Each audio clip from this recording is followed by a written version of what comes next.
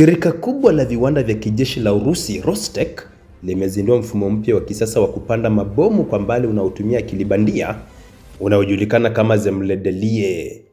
Mfumo huu umebuniwa kwa ajili ya kuzuia harakati za adui kwa kasi kubwa kupitia uundaji wa vizuizi vya ghafla vya kijeshi ardhini.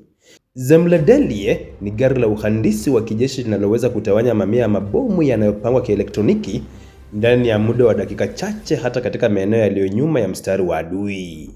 Mfumo huu unalenga kubadilisha kasi ya mapigano kwa kugeuza maeneo muhimu ya kivita kuwa hatari moja kwa moja. Mfumo huu unatumia chasisi ya magurudumu manane 8x8 inayoupa uwezo mkubwa wa kuingia na kutoka haraka katika maeneo ya mapigano.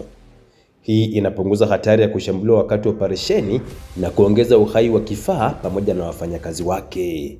Kwa upande wa teknolojia, Zemlyadelie imewekewa mfumo wa uendeshaji wa kiotomatic unaorahisisha maandalizi ya misheni, upangaji wa mabomu na urushaji wa salvo kwa mpangilio ulioratibiwa. Hii inapunguza makosa ya kibinadamu na kuongeza usahihi wa utekelezaji wa operesheni wakati wa vita.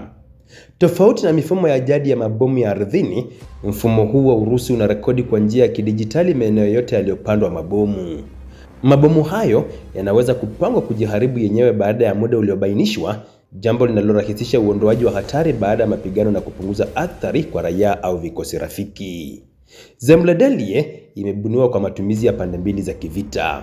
Kwenye ulinzi, hutumika kuunda vizuizi vya haraka vinavyolinda maeneo muhimu au kuzuia mashambulizi ya ghafla.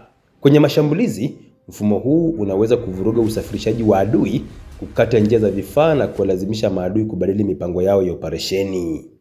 Mabomu ya kupambana na magari ya kivita yaliyomo katika mfumo huu yanaelezwa kuwa na uwezo wa kusababisha uharibifu mkubwa kwa vifaru na magari ya kisasa ya kivita, ikiwemo yale ya magharibi kama Leopard na Bradley.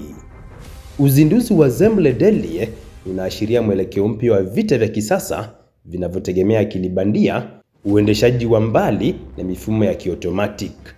Kwa wachambuzi wa kijeshi, mfumo huu unaongeza uwezo wa Urusi wa kudhibiti maeneo ya mapigano kwa gharama ndogo ya kibinadamu, huku ukiongeza ugumu wa operesheni kwa upande wa adui.